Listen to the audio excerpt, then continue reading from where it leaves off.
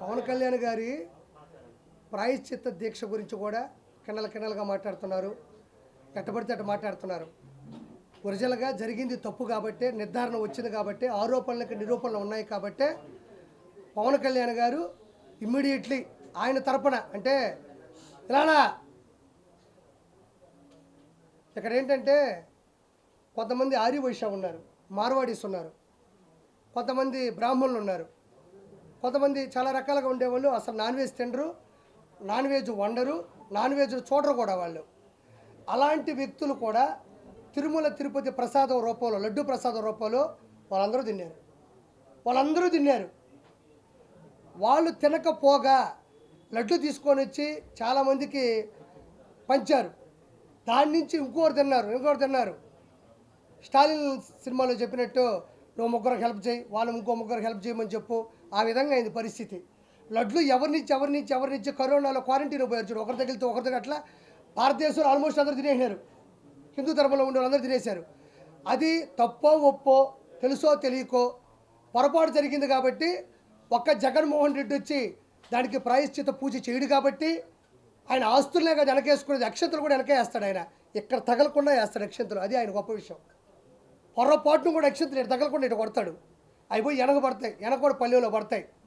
2 కోట్లు సెట్టు పెట్టి వెంకటేశ్వర దేవాలయాన్ని ఇంటి ముందు వేసుకొని యాంకర్లు పిలిపించుకొని భజన చేయించుకున్న ఘనత జగన్మోహన్ రెడ్డిది. అలాంటి వ్యక్తి ప్రాయశ్చిత పూజలు చేయడు. ఆయన తప్పు చేశాడని ఒప్పుకోడు.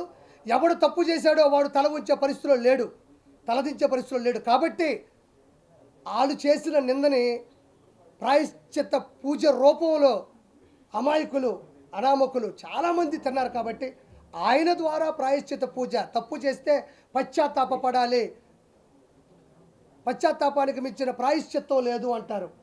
ఆ పూజ చేయడానికి ఆయన మంచి దీక్ష పూనుకున్నారు. దాన్ని కూడా కండలు చేస్తున్నారు. అంటే ఒకసారి హిందూ ధర్మాన్ని ఇబ్బంది పెట్టి మళ్ళీ ఇది కూడా హిందూ ధర్మమే. దీని కూడా ఇక్కడ సమస్య ఏంటంటే హిందూ ధర్మంలో ఉండి జగన్మోహన్ రెడ్డి దగ్గర పదవులు తీసుకొని పవన్ కళ్యాణ్ గారు లాంటి వ్యక్తిని దీక్ష చేస్తున్నారు. ఆయన రాజకీయంలో దీక్ష చేస్తేనే 100% 21కి 21 2 ఎంపీలు మెంబర్ ఆఫ్ పార్లమెంటు లోక్సభ స్థానాలు కొట్టాడు. ఆయన ఒక మనిషిగా రాజకీయంలో దీక్ష చేస్తేనే ఇప్పుడు ప్రాయశ్చిత పూజ రూపంలో దీక్ష చేస్తున్నాడు. ఒక్కొక్కరికి మాడు పగిలిపోద్ది.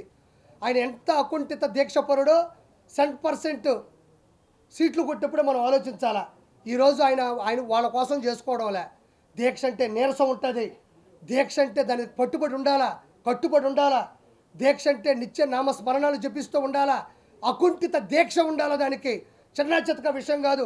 ఏదో నేను చేస్తానంటే అంత కఠోరమైనటువంటి దీక్షను తను ఎంచుకున్నాడంటే ఖచ్చితంగా మనం ఆయన ఇంకా ముందుకు తీసుకెళ్ళాలి. ఆయన చేసిన దాంట్లో పావలా వాటా ఆయన అంటే ఆ దీక్షలో పావలా వాటా మనమైనా తీసుకొని ఇంట్లో పూజలు చేస్తే మనం బాగుపడతాం. లేదంటే చెప్పాను కదా, ఎవరైతే దీన్ని సమర్థిస్తారో వాళ్ళ కుటుంబాలకు సంబంధించినటువంటి కుటుంబాలు ఎగిరిపోయే పరిస్థితులు ఉన్నాయి. నేను ఎందుకు చెప్తున్నానంటే మళ్ళీ ఏం చెప్తున్నానంటే అతను చేసిన తప్పు తాలూకు ల్యాబ్ రిపోర్ట్లే కాదు, అంతకుముందు అతను చేసిన ప్రతి తప్పులను ప్రత్యక్షంగా తిరుమల కొండ మీద చూశారు కాబట్టి చేశాడు.